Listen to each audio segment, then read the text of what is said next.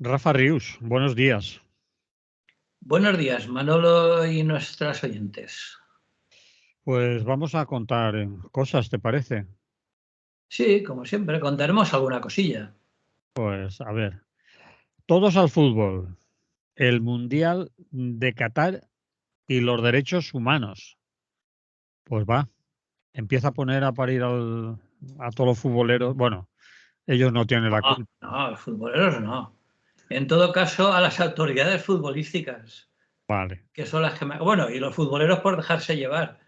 Hay que recordar que España, perdón, la selección española de fútbol no ha participado prácticamente en ninguna de los actos simbólicos reivindicativos que han planteado otras selecciones. Por Mm, ejemplo, llevar un brazalete arcoíris en defensa de los derechos de las personas gays, mm. que en Qatar pueden tener hasta 7 años de prisión simplemente por ser gay. Y bueno, y algunas otras iniciativas en defensa de los derechos humanos que la selección española pues ha dicho algo parecido a lo que ha dicho el presidente de la FIFA, y es que en pocas palabras aquí venimos a jugar al fútbol y lo demás son tonterías, ¿no? En pocas palabras ha venido a decir eso. Y tanto el seleccionador español, que ha dicho lo mismo, que él no contestaba esas cosas porque él había ido a Qatar a jugar al fútbol y que lo demás no le preocupaba, o sea que mientras en las calles maten gente o hagan cualquier otra burrada, a él le da igual, él ha venido a jugar a fútbol. Bueno, pues eso, que el mayor torneo de fútbol del mundo mundial se celebra a partir del día 20 en un país pequeño. Hablaremos un poco de Qatar, si te parece. Sí, Es un sitúa. país pequeño, pero con la renta per cápita de las más altas del mundo. Eso sí, solo para los 300.000 cataríes con pasaporte. Claro, que suponen aproximadamente un 10% de la población. El 90% restante de trabajadores migrantes esclavizados, evidentemente no cuentan en esa estadística de rentas per cápita y cosas de esas. Desde el punto de vista geográfico, Qatar es una pequeña península situada en el Golfo Pérsico, es decir, en el Índico, al este de Arabia Saudí. Tiene apenas 11.500 metros cuadrados, que es una extensión similar a la provincia de Murcia, por hacernos una idea. Y es un emirato de régimen absolutista totalmente, gobernado desde mediados del siglo XIX por una dinastía de emires con el nombre familiar de Al-Thani, y que bueno, fue protectorado del Reino Unido hasta 1971. Y su población ha crecido exponencialmente en las últimas décadas, porque para que nos hagamos una idea, en 1930 era de 10.000 personas dedicadas fundamentalmente a la pesca, y no es exageración que 11.000 kilómetros cuadrados solo tuvieran 10.000 habitantes, porque las únicas zonas habitables eran las cercanas a la costa y, por supuesto, se dedicaban a la pesca. Actualmente llega la población a los 3 millones, de los que, como decía hace un momento, tan solo aproximadamente un 10% son cataríes con derechos, ¿no? Unos 300.000. Bueno, como sabemos, su crecimiento se debe en gran parte a sus reservas de petróleo y de gas. Qatar alberga la tercera bolsa de gas más grande del mundo y es el primer productor de gas licuado, lo cual le permite ser uno de los países con mayor renta per cápita por habitante, 67.000 dólares, que suponen casi el doble que nuestro amado país España. Ni que decir tiene que esas reservas de combustibles fósiles, a pesar de que continuamente están diciendo que se acaba y que tal y que cual, pero tienen muchas reservas, sobre todo de gas, y son las que han propiciado su posición de poder en las inversiones mundiales. Desde el punto de vista financiero, cuenta con uno de los fondos soberanos más importantes del mundo, el Qatar Investment Authority, que gestiona nada más ni nada menos que 450.000 millones de dólares, que yo no sé lo que es eso porque ahí ya me pierdo. Y, por supuesto, invierte en bancos, eléctricas, clubes de fútbol como el Paris Saint-Germain. Y en España también, por supuesto, sus inversiones son importantes y se han concentrado en empresas como Iberdrola, Iberia, la Inmobiliaria Colonial o el Grupo Prisa, bien conocido en los medios periodísticos. A raíz de la visita de la primavera pasada de Tamim bin Hamad Al Thani a Madrid, esta primavera pasada, se acordaron nuevas inversiones en España por valor de 5.000 millones de dólares. O sea que mientras inviertan, pues bienvenido sea. Lo de los derechos humanos es algo, parece ser, para las autoridades secundario. Bueno, pues eso, el próximo 20 de noviembre comienza la Copa Mundial de Fútbol de 2022 en Qatar. El presidente de la FIFA, Gianni Infantino, ya ha enviado una misiva a los 32 países participantes en la que les insta a centrarse en el fútbol. Más claro agua. Es decir, que se dejen de tonterías de derechos humanos y aquí venimos a jugar al fútbol. La elección de Qatar como sede de este Mundial, que fue en 2010, es curioso porque se impuso en las votaciones a Estados Unidos, lo cual no significa que no estuviera exenta de polémica desde el principio, ¿no? La sombra de la corrupción sobrevoló sobre todo los dirigentes de la FIFA, que actualmente siguen repartiendo culpas. El entonces presidente de la FIFA, el Joseph Blatter, que es, como digo, quien dirigía la organización, curándose en salud, ha tildado de error la celebración del Mundial en Qatar. Y eso a 2 semanas de que empiece. Evidentemente, hacía referencia, como tantas otras personas, a las condiciones climáticas del estado del Golfo Arábigo, que han provocado que no se pueda jugar en verano, como se viene haciendo desde el principio, y lo han tenido que llevar hasta el actual mes de noviembre, lo cual no significa que no estén sudando la gota gorda, claro, porque allí las temperaturas son, como sabemos, extremas. Y la humedad también del ambiente. Y la humedad, por supuesto, porque, como decía al principio, la población está concentrada cerca del mar, porque el interior de la península de Qatar, las temperaturas son desérticas, son continentales extremas y pueden llegar a superar ampliamente los 50 grados.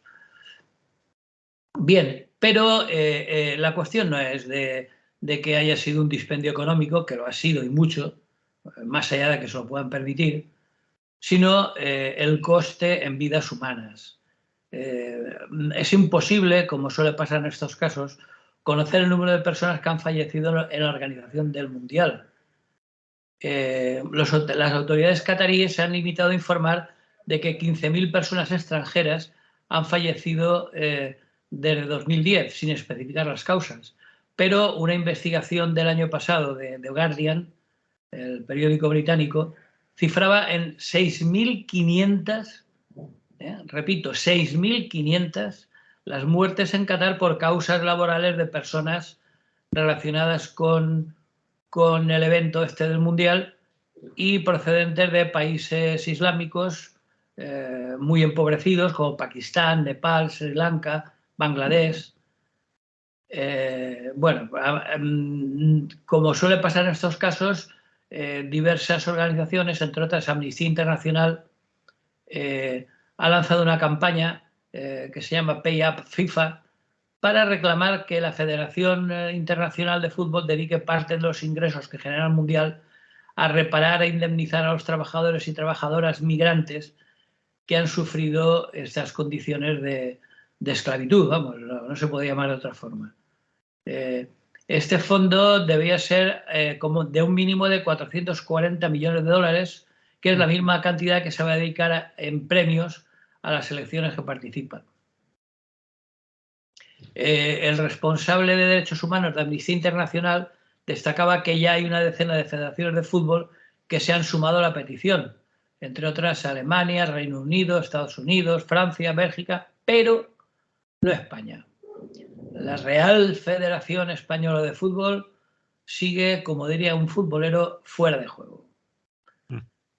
Entonces, bueno, Amnistía Internacional ha enviado hasta 7 cartas invitándole a que se una a la defensa de los derechos humanos en Qatar, pero de momento no han contestado. Los empleados que han sido contratados para trabajar en Qatar han sufrido un sistema esclavista que se llama el sistema de kafala.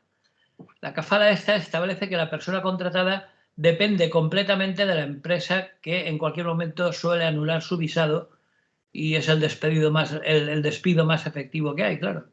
Anulan el visado y te tienes que volver a tu tierra.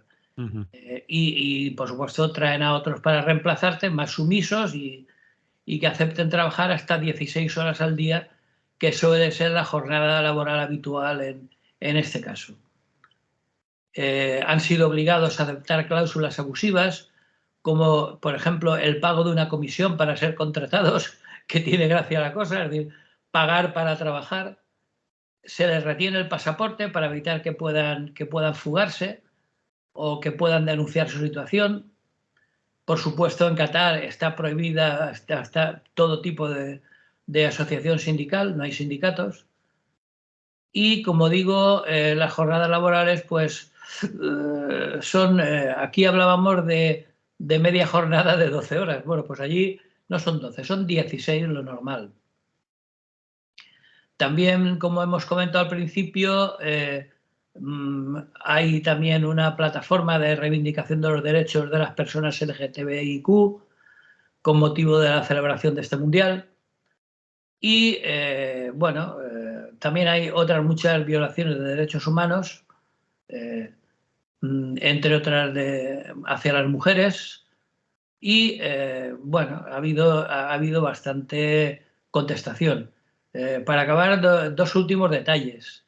Un viejo rockero de esos que dicen que nunca mueren, en concreto Rod Stewart, el del pelo pincho, sí. Pues ha salido estos días en los medios que ha renunciado a un caché de $1 millón por negarse a ir a Qatar. También incluso se habla de otras, por ejemplo, Shakira, que también hablaban de que iba a ir a la inauguración, pero parece ser que también se ha negado. Y la fake, es decir, la noticia falsa más vergonzosa y ridícula ya antes del Mundial, es que las autoridades cataríes han inundado las calles de Doha con falsos hinchas de las principales selecciones participantes. A ver, Han explica comprado eso. camisetas de sus correspondientes colores y han sacado a sus emigrantes esclavos para dar color al evento. Un color tan falso como el respeto a los derechos humanos en este país del Golfo, ¿no? Es decir, que le ponen la camiseta, como hay que suponer que los países más importantes, como Brasil, etcétera, no están para pagarse muchos viajes a Qatar, donde la vida es carísima, pues le cuelgan la camiseta a unos cuantos currantes emigrantes y bueno, le dan color al evento, ¿no?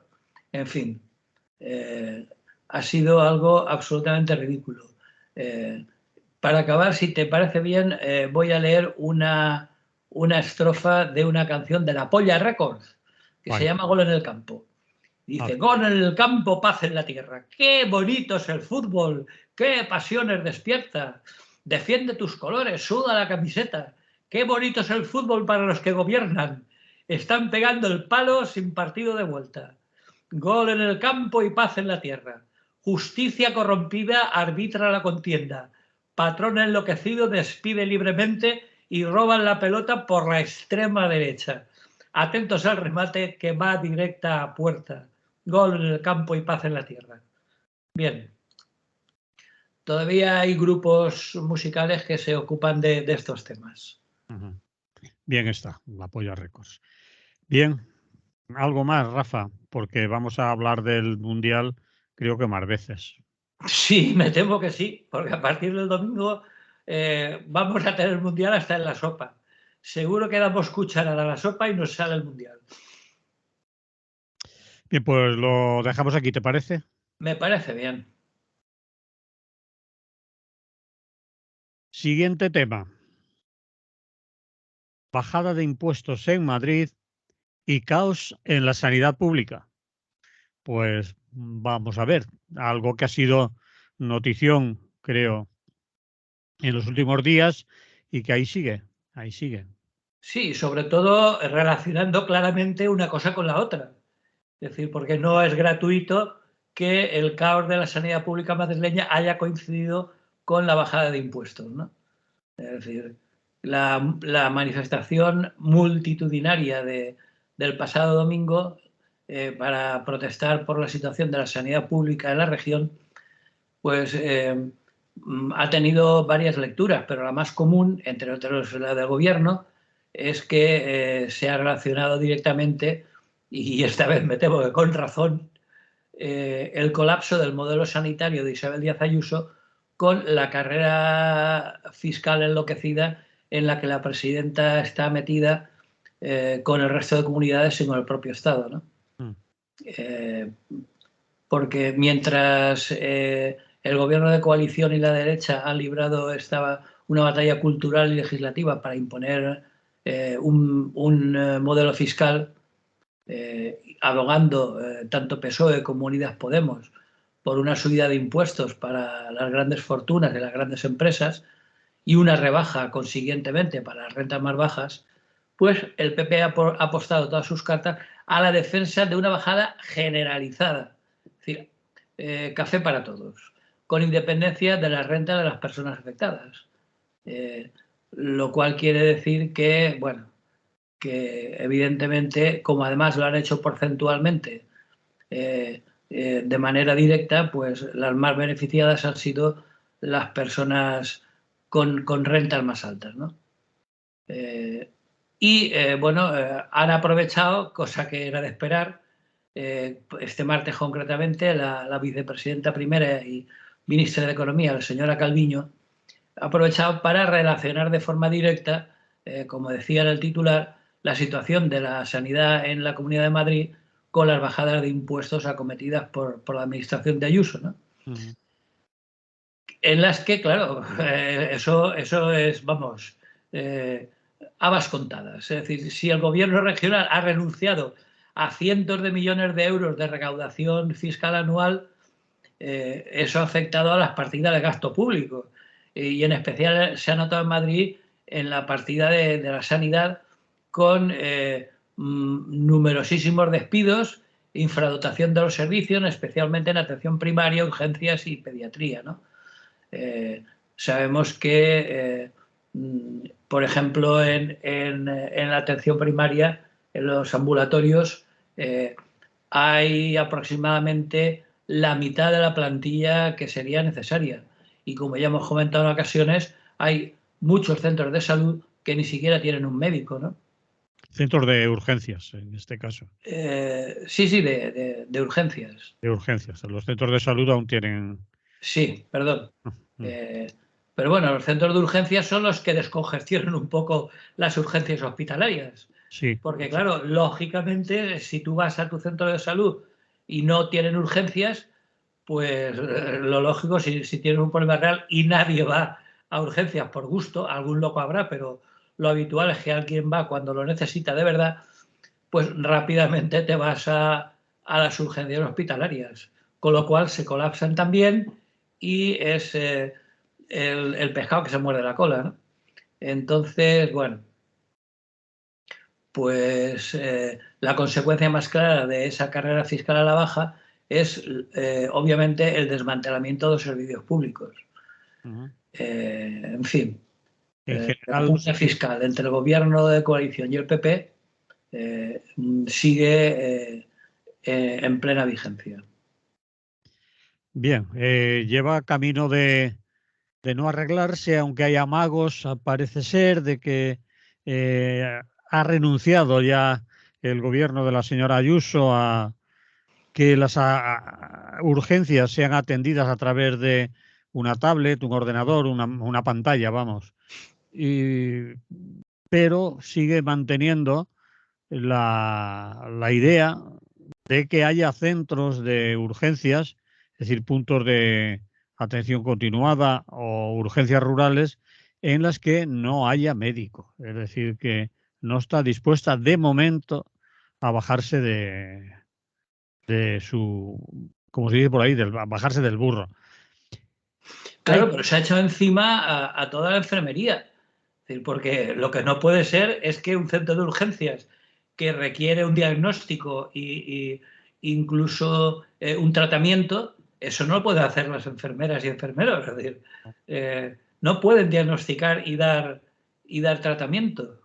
El otro día me comentaba un amigo de aquí del pueblo que antiguamente había un practicante que se llamaba entonces en el pueblo, Sí, que sí, era lo que ahora sería un enfermero, y sí. que cuando pillaba un tabardillo, se constipaba o tenía un resfrío importante, pues iba allí, el practicante le pegaba un pinchazo de, pues no sé, de lo que fuera, de antibióticos o de antiinflamatorios, lo que fuera, y a casa. Eso es una práctica totalmente ilegal, es decir, un practicante o en este caso un enfermero no puede recetar, por lo tanto, esa solución de la señora Ayuso es totalmente ilegal. Hombre, la señora Ayuso no pide que enfermería recete o diagnostique, sí que atienda, templegaitas, satisfaga de alguna manera a la usuaria o usuario que acude allí y esa persona se vaya tranquila a su casa.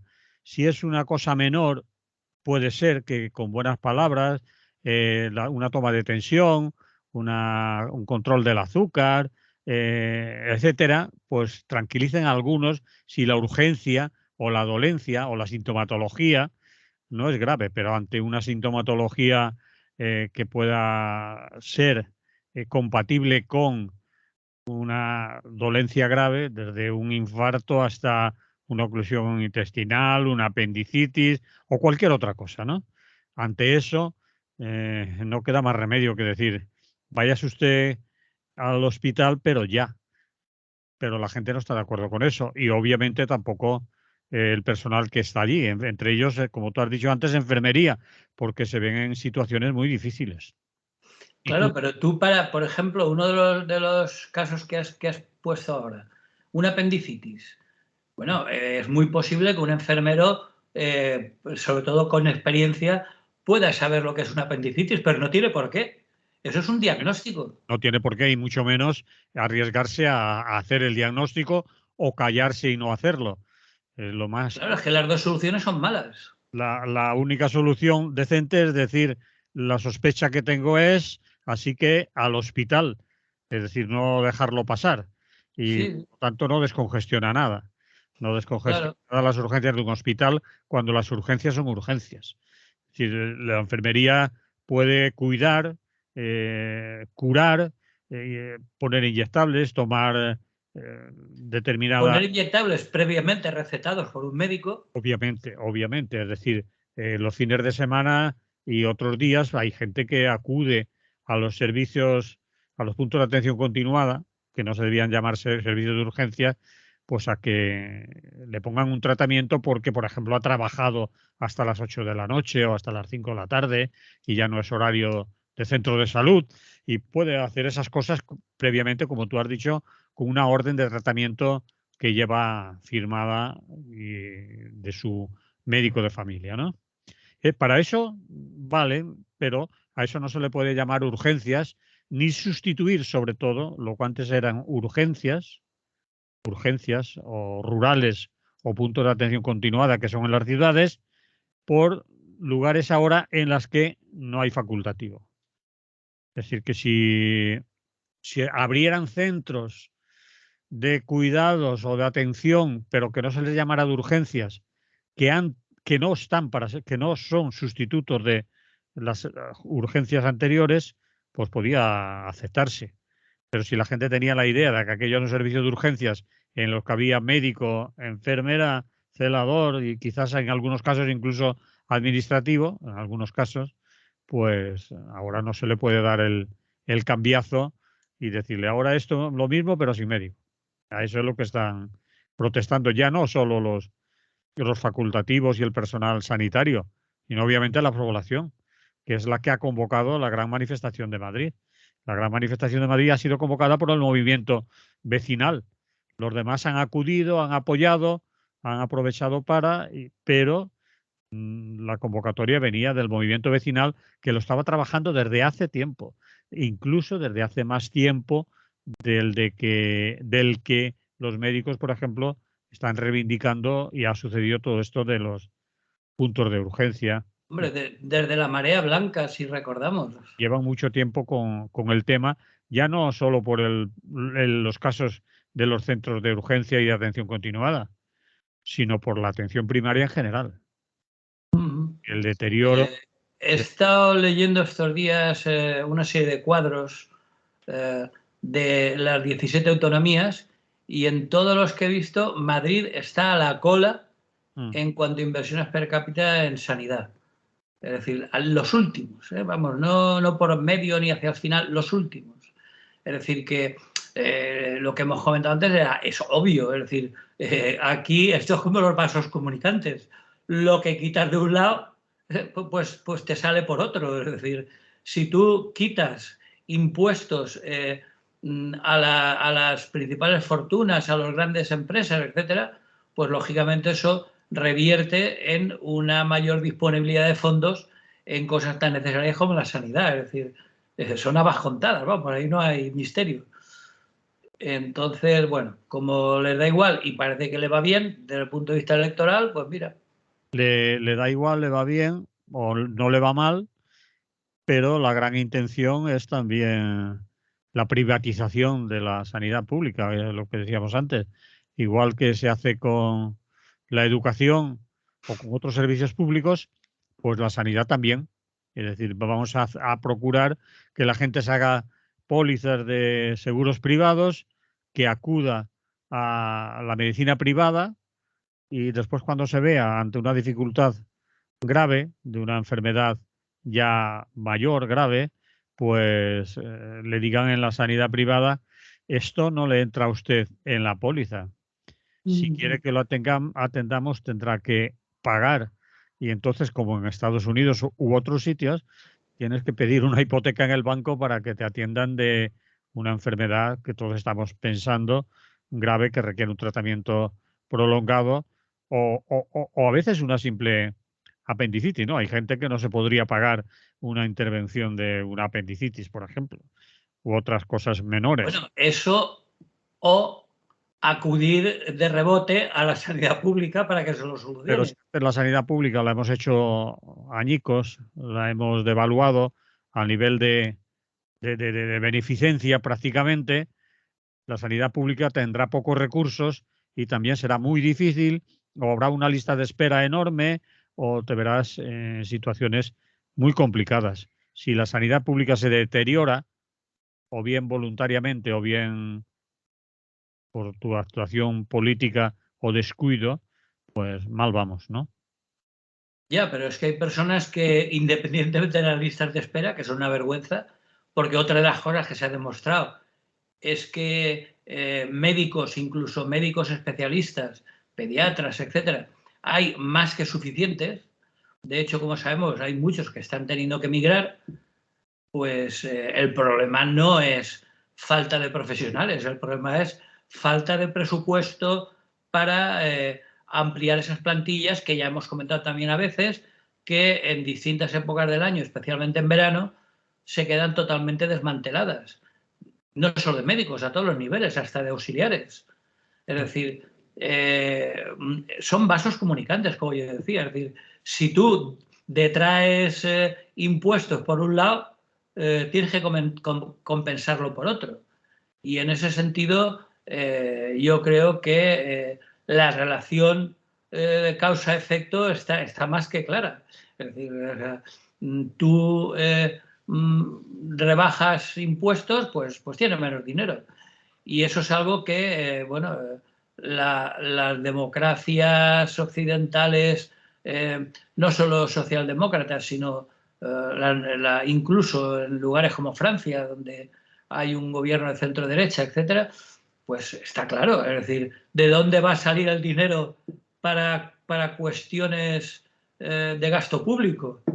Pues donde hay, y donde hay está bien clarito. Es decir, donde hay son el dinero de los que tienen y de los que, según todas las estadísticas, están ganando mucho más dinero, incluso en situaciones de crisis económica como a partir del 2010 o de crisis sanitaria como la pandemia. A ellos les da igual, a ellos siempre casi les viene mejor. Es decir, ganan más en esas situaciones que de normal. Y por lo tanto, pues de ahí es donde tiene que salir el dinero. Eso es algo que, vamos, que se cae de su peso. Es decir, es algo absolutamente lógico, excepto para personas como los presidentes autonómicos del PP, incluso algunos del PSOE, como nuestro querido presidente Puig. Pues parece que no se han dado cuenta que todos los gastos públicos, sobre todo los más importantes como la sanidad, la educación y los servicios sociales, pues tienen que salir de algún sitio y tienen que salir obviamente del bolsillo de los que tienen, de los ricos. Pero parece ser que eso no ha calado. Y bueno, entre tanto, pues el bueno de Núñez Feijóo pues intenta apartarse de la crisis sanitaria de Ayuso para que no le salpique, ¿no? Ya. Porque eso amenazaría su pretendido perfil en Galicia de un buen gestor de los dineros públicos, claro. Anda que, Rafa, en Galicia la sanidad pública está en las mismas condiciones, en algunos casos peor, con los mismos letreros, no hay médico que en Madrid, muy parecido. Hay que ver que los profesionales de la sanidad gallega llevan mucho tiempo protestando y movilizándose también. Lo que pasa es que lo de Madrid ha tapado un poco la situación en otros sitios. Así que de gestor de lo público, Feijóo, Bueno, nada. eso es lo que intenta vender él. Bueno, y ha ido un poco mediáticamente, le han hecho también esa media campaña, ¿no? Que es un buen gestor, viene de mayorías absolutas de Galicia, pero hay que ver cómo está Galicia en servicios públicos, ¿eh? No, la sanidad sobre todo, pero también en educación y demás, ¿eh? Sí, sí. Pero claro, de alguna forma se tiene que desmarcar de Isabel Díaz Ayuso, que se lo está comiendo, vamos.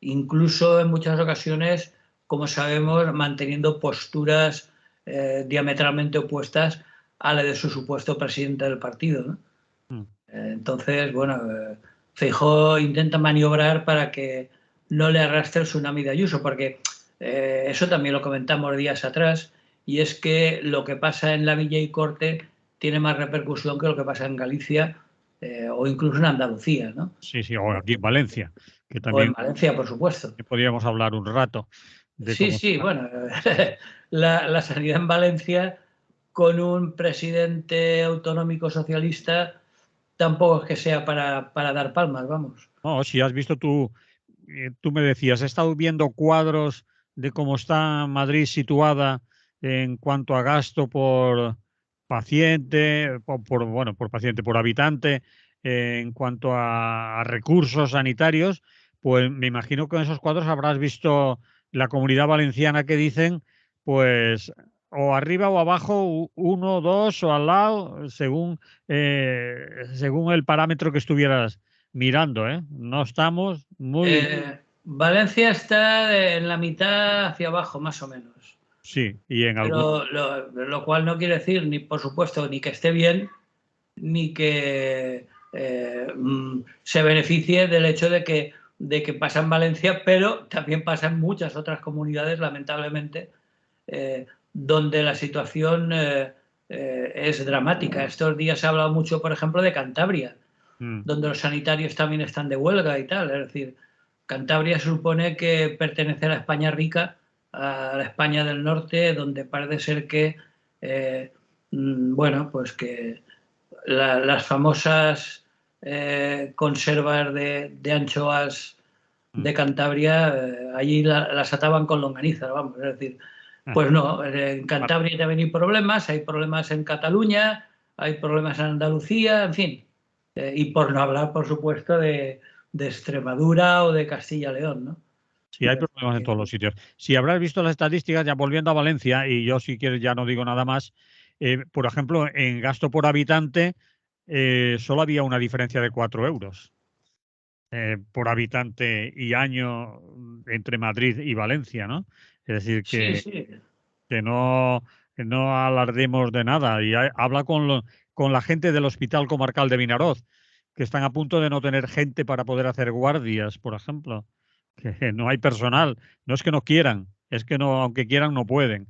Y que ya lo han dicho muchas veces. Pero en fin, no te quiero entretener por. No, el papel de Chimo Puig es el victimismo, ¿no? El hacerse la víctima, es que estamos infrafinanciados, es que Madrid no suelta un duro, es que no tenemos fondos para... Porque claro, ya lo hemos repetido, tanto médicos como enfermeros como personal auxiliar, hay mucha gente que está esperando un contrato. Es decir, que gente hay. El problema es que no pueden pagarles. Eso no pueden Y, o prefieren gastarlo en otras cosas, porque o prefieren gastar en otras cosas, eso, efectivamente. es decir, prioridades que establecen los gobiernos y cuando se hacen los presupuestos de la comunidad, lo que sea, tanto para sanidad y tanto para otros asuntos. Si se pone más dinero en sanidad, habrá más dinero para pagarla. Pero en fin, Pero ¿cómo van a dejar al mes que viene las ciudades sin iluminar, por decir una chorrada, ¿no? mm, Es decir, pues hay gastos superfluos que, bueno, hay que ver el Ayuntamiento de Valencia lo que se gasta en pistas de hielo en la plaza del Ayuntamiento, en fin, en chorradas perfectamente prescindibles cuando las cosas necesarias están como están, ¿no? Vete a hacerte una simple analítica y verás cómo un mínimo de mes y pico, 2 meses, no te los quita nadie. Con lo cual, la situación de cómo estés en este momento, a cuando te hagan la analítica, seguramente tendrá poco que ver. Pero bueno, mm. quiero decir que ese tipo de escándalos son eh, pues cotidianos, ¿no? Pasan todos los días. Y la gente está muy harta, pero bueno, hacemos lo de siempre. Lo comentamos en la misma cola del centro de salud o en el bar tomándose una cerveza, pero a la hora de la verdad no hacemos nada por intentar remediarlo. Y seguro que cuando lleguen las próximas elecciones, pues volveremos a votar a los mismos, ¿no? Entonces, bueno, la situación está así. De momento están reuniéndose en Madrid. Eh, el consejero de Sanidad de Madrid, que parece ser que según cuentan es un impresentable de la medida, y están haciendo reuniones, que claro, las reuniones, pues eso, pues se van reuniendo, quedan para la próxima reunión, pero mientras tanto la situación sigue caótica y totalmente descontrolada. En fin, esperemos por el bien de los pacientes que se vaya solucionando poco a poco. Muy bien. Pasamos ya al segundo apartado del programa, a la miscelánea de noticias en teoría más breves o comentarios más breves, ¿te parece? Vale, Estados Unidos, tras bueno, elecciones de medio mandato. exacto. Para- Bueno, pero si lo dices en inglés queda mejor, ¿eh? Midterm.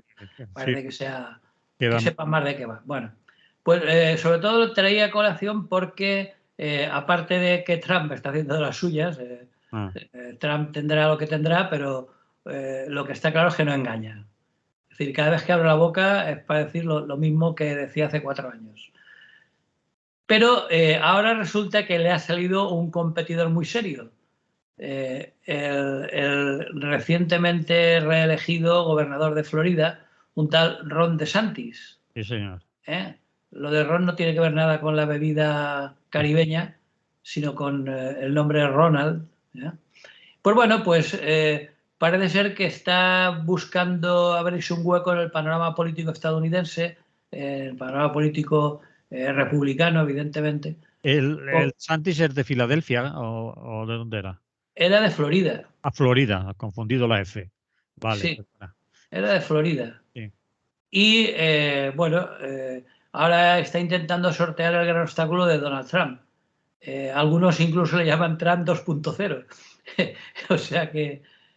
Y es un apodo que lo ha ganado por sus posiciones que en muchos casos superan a Trump por la derecha, la cual cosa tiene mérito. Pero, bueno, tiene posiciones mucho más radicales en algunos temas que parece ser que tienen gran importancia para los votantes republicanos. Su victoria en las elecciones a gobernador es muy significativa. Recordemos que hace 2 elecciones el hermanísimo de Bush, que a la sazón era gobernador de Florida, tuvo que hacer algunas trampillas en el recuento informatizado de las votaciones para que su hermano ganara el estado y pudiera ser presidente. Bueno, pues estaba muy, muy disputado. Pues ahora no, ahora el Ron DeSantis ha ganado por una clarísima mayoría y ha conseguido convertir a Florida, que había sido tradicionalmente un estado de los que en Estados Unidos se llaman péndulo, en el sentido de que oscila de un lado a otro, de republicanos a demócratas, pues ha conseguido convertirlo en el segundo bastión republicano después de Texas. Este Ron DeSantis además era un hombre que ha sido promocionado, apoyado por el propio Trump, ¿no? Es decir, que era uno de sus candidatos, que le ha salido un poco fuerte y por lo tanto competidor ahora en el propio partido. Sí, pero ahora ha dicho, ha tenido, bueno, en la línea de Trump, evidentemente, que ojito, que mejor se retira y lo deja tranquilo como candidato, porque, palabras textuales de Trump, sabe muchas cosas de él, quizá el que más cosas sabe de él, excepto su mujer. Esas han sido las palabras de Trump, lo cual supone, bueno, pues eso, en plan mafioso, como suele pronunciarse, una clarísima amenaza de que ojito con que no te retires y intentes hacerme la competencia porque puedo largar muchas cosas de ti que te eliminarían, ¿no? Bueno, más cosas que han largado de Trump y ahí está. Es decir, recordemos que Trump tiene pendientes dos cuestiones muy peliagudas para cualquier otro que no fuera él, que son el asalto al Congreso del mes de enero, que se ha demostrado hasta saciedad que él alentó y estuvo detrás y se congratuló de que se hiciera. Y luego, desde el punto de vista financiero particular suyo, que le han pillado en varias ocasiones con el carrito del helado, que se dice, es decir, evadiendo impuestos, haciendo operaciones fraudulentas, en fin. Y todo eso está en vía judicial y, bueno, de aquí al final de la legislatura, recordemos que ahora estamos a la mitad, pues tendrá que solventarlo. Tratándose de quién se trata, no creo que tenga excesivos problemas para irse de rositas, pero en cualquier caso no está claro y Ron DeSantis también debe de saber unas cuantas cosas de él porque ha estado muy próximo a él y bueno, pues Es decir, puede haber una pelea de gallos bastante importante. Puede haber navajeo por ahí, ¿no? Sí, sí, porque además el Ron DeSantis es una persona bastante prestigiosa, es graduado de la Facultad de Derecho de Harvard, que es la facultad de referencia en Derecho, y sirvió, por supuesto, en el ejército estadounidense, en Irak, lo cual también le da un caché importante como patriota. Ha sido fiscal federal, en fin. Y la edad. No es un Minson, no es un cualquiera. Sí, y es más radical incluso en muchos temas que el propio Trump y puede causarle muchos problemas. Es decir, que lo que se vaticinaba como una carrera sin obstáculos hacia la proclamación como candidato republicano en las próximas elecciones, pues ahora ya no está tan claro, independientemente de que incluso salga un tercer candidato, pero en principio el que le ha salido ya a mitad de legislatura ya es bastante importante y complica bastante las opciones de Donald Trump, ¿no? Bien, te decía que no me has oído que una cosa importante también que da ventaja a Ron DeSantis, según comentan, es la edad. Es decir, que tiene una edad, dicen, presidenciable, que comparada con el señor Trump, pues hay mucha diferencia, puesto que, aunque en Hombre, esta... no es un chaval, creo que tiene 50 y tantos o por ahí. Sí, está un... Pero vamos, el aspecto es un aspecto de señor maduro Sí, y no tiene, vamos, desde el punto de vista físico, no tiene comparación ni con Trump ni con Biden. Bueno, Biden espero que no se presentara a la reelección porque ya pues está. lo está pensando, ¿eh? Porque, Y cuidado. pues físicamente yo no sé qué opinará su médico, pero no está para muchas alegrías. De hecho, bueno, ahí hay una abultada colección de chistes respecto a la condición física del presidente, ¿no? Bien, de todas formas, DeSantis es salirse de la sartén para caer en el fuego, porque si se ha convertido en una persona popular entre los conservadores es en cuestiones como el género y la raza, ¿eh? Es decir, es misógino totalmente, es de un machismo que tira para atrás y la raza blanca como la raza que debe de estar en el poder, ¿no? Entonces, incluso lo más llamativo que ha llegado estos días a todas las redacciones es que en Florida ha prohibido en las escuelas primarias los debates sobre identidad de género u orientación sexual. Oh. Yo flipo en colorines que se dice, yo no sé qué hace un gobernador metiéndose a prohibir programas educativos. Es decir, yo pensaba que en Estados Unidos, como en todos los sitios, la educación o los distintos centros educativos tenían una cierta autonomía a la hora de programar, ¿no? Pues no. Ni siquiera pueden haber debates sobre identidad de género o orientación sexual. Es decir, que si allí hay alguna persona que no tenga claro su orientación sexual, pues bueno, que vaya algún psiquiatra o psicólogo privado, porque en la escuela de luego no le van a decir nada. Como mucho me imagino que dibujarán o harán un mapa sobre los órganos sexuales masculino y femenino, que es algo ridículo, por insuficiente, y a otra cosa, ¿no?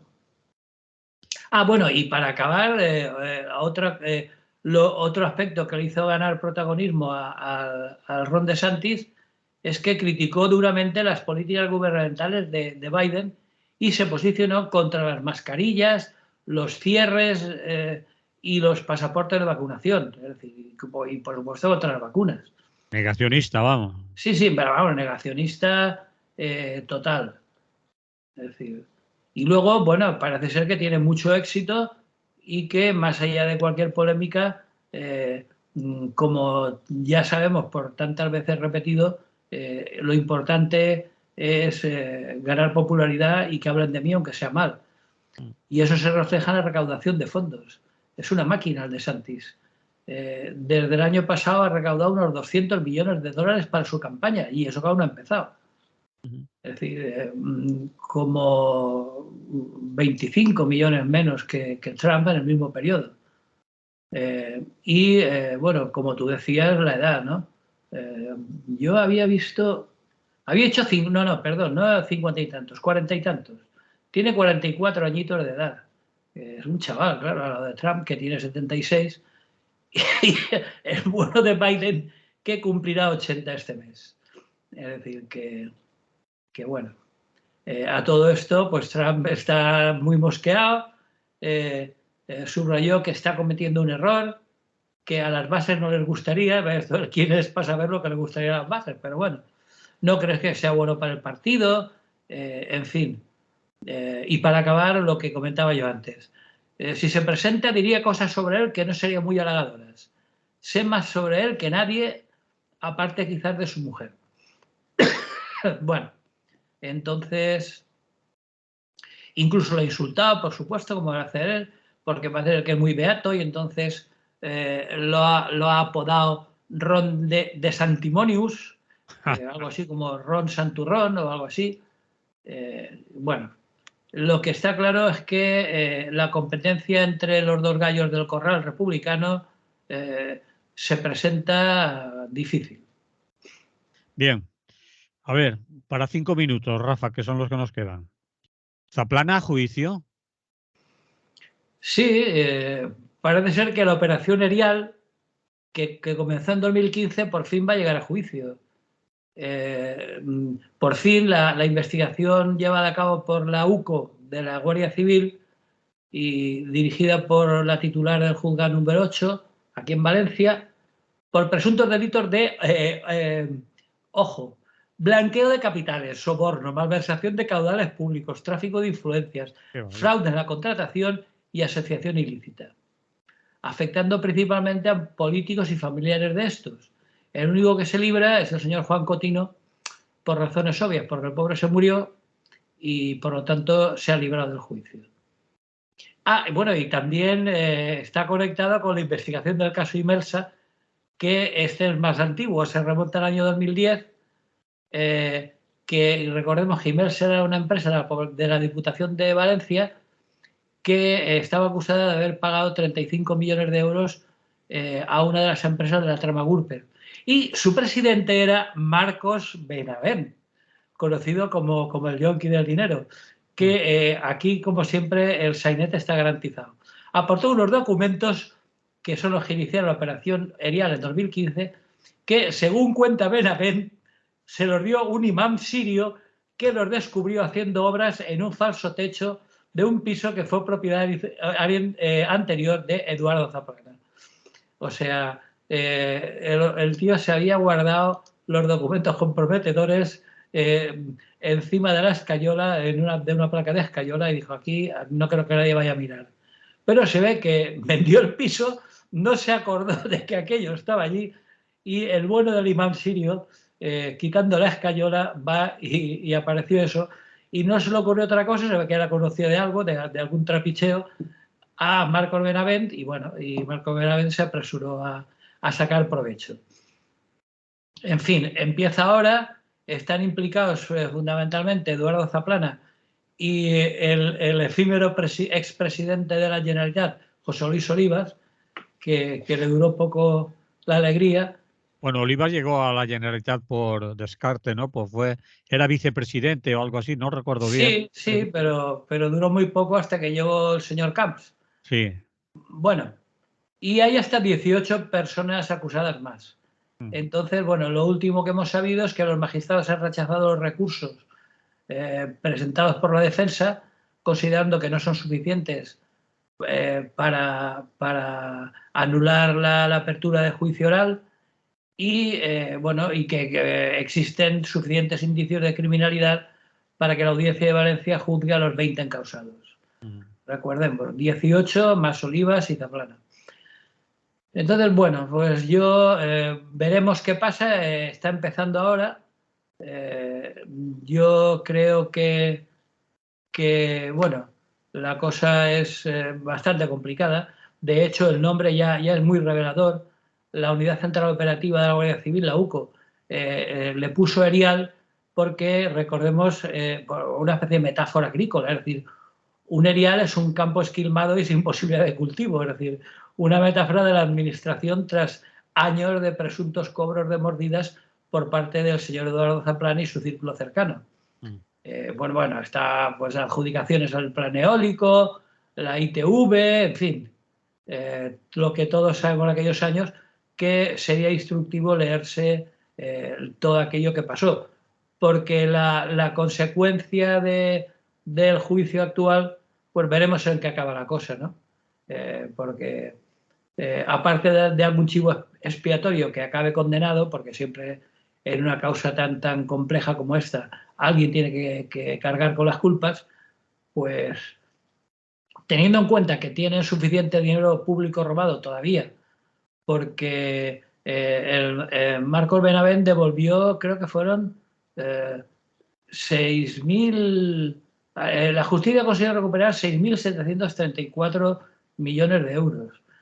Si eran 20, pues bueno, imaginemos que hay 12 millones largos que nadie sabe dónde están, con lo cual se pueden pagar, tienen suficiente dinero público robado y no devuelto para contratar a los mejores abogados, así que no creo que Zaplana y los principales imputados acaben conociendo la cárcel por dentro.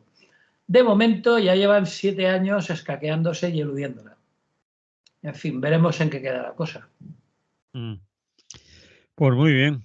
¿Algún apunte más o nos despedimos? No, porque todo lo que hemos tocado hoy son cuestiones que que están abiertas, ¿no? Entonces veremos en qué acaba tanto el conflicto de la sanidad en Madrid como la pelea entre DeSantis y Donald Trump y el juicio de Zaplana. Esa película promete, la de Sí, sí, es una película de terror, ya no tiene una Trump película gore.